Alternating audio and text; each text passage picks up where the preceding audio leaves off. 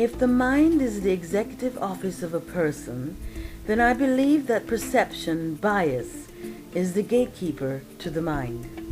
The question asked is, do we have the right to infringe on Miss Freeman's religious beliefs in the interest of national security? Any reasonable person would say yes, but only if it threatens our national security. In review, I believe it doesn't, and the judge's decision was biased. My reasons are, first, the motive, second, the inflexibility of the state to grant an exception, and thirdly, that biased views are the real threat to our national security. On reading about Miss Freeman's case, we learned she initially was allowed to receive her Florida driver's license with a picture of her partially veiled face. In 2002, after the attacks of September 11, 2001, Miss Freeman was advised that her license would be revoked if she refused to allow the DMV to have a full picture of her face. So clearly, we see fear was the motivator for this action, or else they would not have given her a license with her face covered in the first place. In the second reason, we see from a piece written by Dana Kennedy in the New York Times, where Freeman lawyer states that Florida statutes does not prohibit wearing a veil in a photo for state licenses, and that at least a dozen states permit people to obtain state licenses without photographs for religious purposes. Here we see Freeman is asking for an exception, not to change the law that requires a photograph for a license, but to honor and fulfill the heart of our First Amendment right.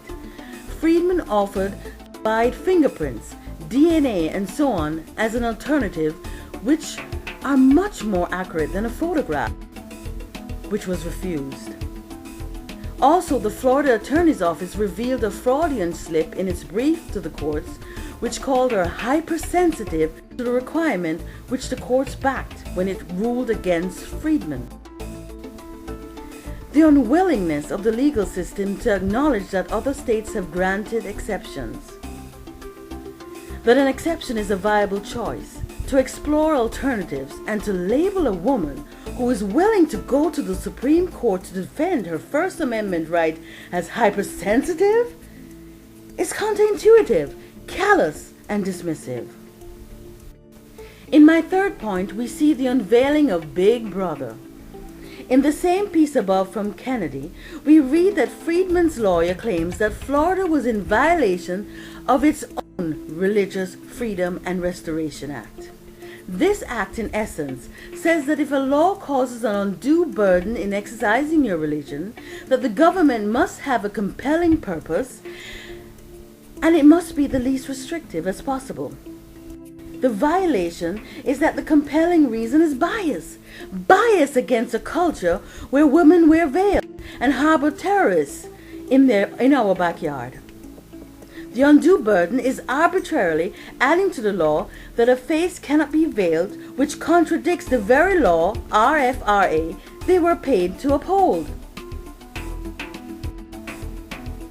The veiled threat to national security is that this very act dismisses individual rights, encourages dictatorial behavior, and is in betrayal to our founders who fled religious persecution in Europe, and is in rebellion to the Constitution, the very tenets that built and made this country what it is.